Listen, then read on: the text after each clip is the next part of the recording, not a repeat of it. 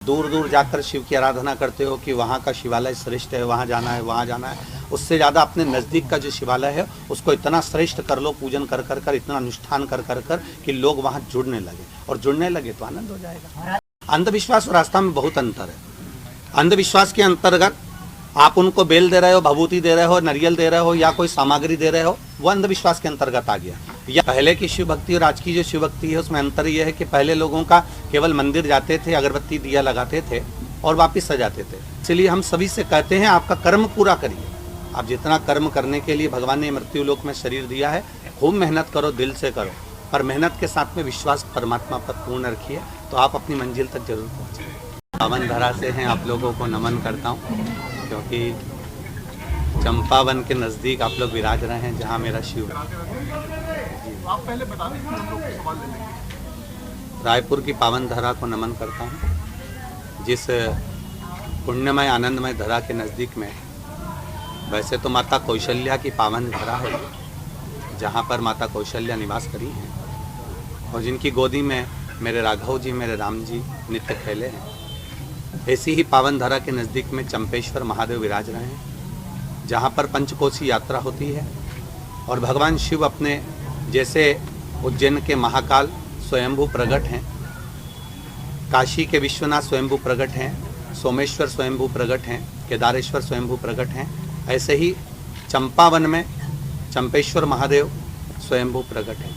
ऐसी पुण्य धरा पर जो ये पावन शिव महापुराण की कथा बसंत कुमार जी अग्रवाल जी द्वारा, उनके परिवार द्वारा जो चल रही है, रायपुर का एक बड़ा ही सुंदर आयोजन यहाँ आयोजित किया गया है। भगवान शिव की वैसे भी पूरा छत्तीसगढ़ पूर्ण तरह से शिवमय है, पूर्व में भी रहा है और अभी भी शिवमय ही है। भक्तों का जो जन सैलाब यहाँ आ रहा है वो शिव भक्तों की एक आनंद की अनुभूति करा रहा है। बहुत बहुत साधुवाद देता हूँ रायपुर की पूर्ण धरा के निवासियों को और सभी शिव भक्तों को, और आपके पावन चरणों को नमन करता हूँ। श्री शिवाय नमस्तु। बच्चा फिक्स कर लेता है कि मुझे ये करना है, क्या आपने भी अध्यात्म की ओर जाने का प्रयास आपने किया? अध्यात्म की ओर तो नहीं कह सकते, क्योंकि जिस व्यक्ति के पास में अगर भोजन करने का भी धन ना हो, दूसरों के कपड़े पहनकर स्कूल जा रहा हो और किताबों से दूसरों की पढ़ रहा हो, तो उसका लक्ष्य क्या हो सकता है? उसके लिए मूल लक्ष्य होता है भोजन, उसका परिवार। घर में जिसके दो दो बहनें हों और वैवाहिक जीवन भी सम्मुख में आ रहा हो कि भाई शादी भी करना है, ऐसी स्थिति में, परिस्थितियों में हमें तो यहाँ तक ध्यान में है, और ज़्यादा लंबे समय तो हुआ नहीं है कथा, आप लोगों की इस उम्र के हैं। तो हमारी जब बहन की शादी थी तो सीहोर में एक सेठ की शादी हुई थी, तो हम हमारी माँ के साथ में, हमारे पिता के साथ में उन सेठ जी के हाथ जोड़ने के लिए गए थे कि साहब ये जो डेकोरेशन है ये डेकोरेशन रहने दीजिए और हमारी बहन की बारात आए तो इसी डेकोरेशन में शादी हो जाए। तो यहाँ तक जीवन था, तो अब उसके हिसाब से अब ये सोचेंगे कि लक्ष्य तो हमारा केवल मूल था कि भगवान के कृपा से भरपेट भोजन मिल जाए, पर मेरे शिव जी की भक्ति कभी नहीं छोड़ी और शंकर का स्मरण करते रहे, तो भोलेनाथ जी ने पेट तो भरा ही पर जीवन भी संवारा है। इसलिए हम सभी से कहते हैं आपका कर्म पूरा करिए। आप जितना कर्म करने के लिए भगवान ने मृत्यु लोक में शरीर दिया है, खूब मेहनत करो, दिल से करो, पर मेहनत के साथ में विश्वास परमात्मा पर पूर्ण रखिए, तो आप अपनी मंजिल तक जरूर पहुँचेंगे। शिव महापुराण और भागवत कथा में अंतर तो, आप वेद व्यास जी ने जो पुराणों की रचना करी है, सभी पुराण श्रेष्ठ हैं, ऐसा कोई पुराण नहीं जो नीचा और ऊंचा हो। उस पुराणों में वेद व्यास जी ने श्रीमद् भागवत की भी जब रचना करी तो शुरुआत में शिव भगवान का ही वर्णन किया है। रामचरितमानस की भी रचना करी तो उसमें भी शंकर जी का वर्णन करा।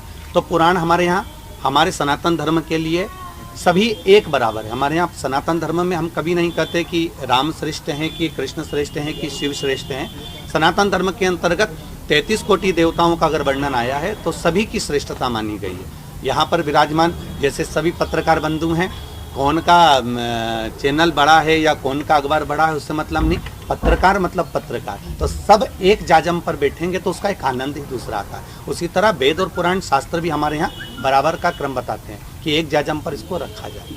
महाराज जी प्रथम बार पहले की जो शिव भक्ति थी और अब की जो शिव भक्ति है उसमें किस तरह से अंतर आपको देखने को मिला? पहले की शिव भक्ति और आज की जो शिव भक्ति है उसमें अंतर यह है कि पहले लोगों का केवल मंदिर जाते थे, अगरबत्ती दिया लगाते थे और वापस आ जाते थे। पहले इतना विश्वास नहीं था। आज जो शिव जी के प्रति विश्वास दृढ़ हुआ है, लोगों का भरोसा जो पक्का हुआ है, वो शिव मंदिर जाते हैं तो विश्वास रखकर ही जाते हैं। शिव जी को एक लोटा जल चढ़ाते हैं तो विश्वास रख के ही चढ़ाते हैं। तो वो विश्वास की पूर्णता के कारण शिव भक्ति अभी जो बड़ी है वो विश्वास के कारण। रुद्राक्ष के पीछे की क्या कहानी है और क्या वाकई उसमें आपके माध्यम से प्रभु का स्पर्श उस रुद्राक्ष में रहता है? शिव महापुराण में जैसे रुद्राक्षों का वर्णन करा गया 1 मुखी से 14 मुखी तक, स्कंद पुराण में 21 मुखी तक रुद्राक्षों का वर्णन है। सारी दुनिया में जो रुद्राक्ष प्राप्त होते हैं वो नेपाल से आया हुआ प्राप्त हो जाता है, पर गंडकी के तट का जो रुद्राक्ष है वो रुद्राक्ष हमको औषधि देता है। ये रुद्राक्ष की मालाएं यहाँ पर मिलती हैं, ये रुद्राक्ष बना बनाया प्राप्त हो जाता है आपको वो रुद्राक्ष।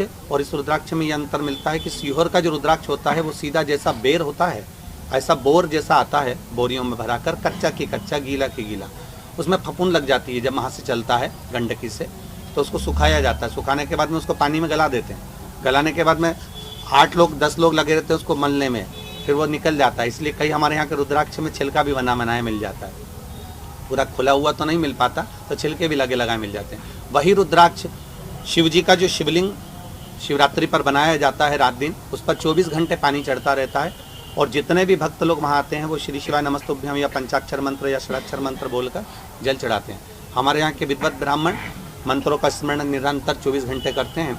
वो पानी जो शिव जी पर चढ़ता है वो रुद्राक्ष अपने आप सिद्ध हो जाता है। जैसे हम लोग कहते हैं ना कि सिद्ध होने में देरी नहीं लगती। आप भी अगर किसी मंत्र को निरंतर जाप कर रहे हैं तो सिद्धता है कि आपकी वाणी, जैसे हमारी घर की बुजुर्ग माताएं, हमारे घर की जो माँ होती है, कई बार ऐसे शब्द बोल जाती है, बेटा उसको दूरदृष्टि हो जाती है, क्योंकि इसका भजन का तेज इतना बढ़ जाता है कि वो समझ जाती है, अपने बच्चे को बता देती है ऐसा मत कर, इसमें तेरे को घाटा लग जाएगा।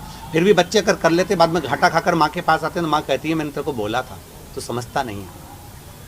वो उसका भजन का बल बढ़ जाता है। उसी तरह भक्त इतने आते हैं प्रेम रहकर, हम लोग व्यासपीठ से कहते हैं कि इतने भक्त जो आ रहे हैं, कोई राजनेता की सभा होती तो शायद बुलाना पड़ता बसों से, ये भक्त जो आ रहे हैं विश्वास लेकर आ रहे हैं। इनके चरण की रज इतनी भारी है कि रायपुर का वैसे ही आनंद हो जाएगा। अंधविश्वास और आस्था में बहुत अंतर है। अंधविश्वास के अंतर्गत आप उनको बेल दे रहे हो, भभूति दे रहे हो, नारियल दे रहे हो या कोई सामग्री दे रहे हो, वो अंधविश्वास के अंतर्गत आ गया।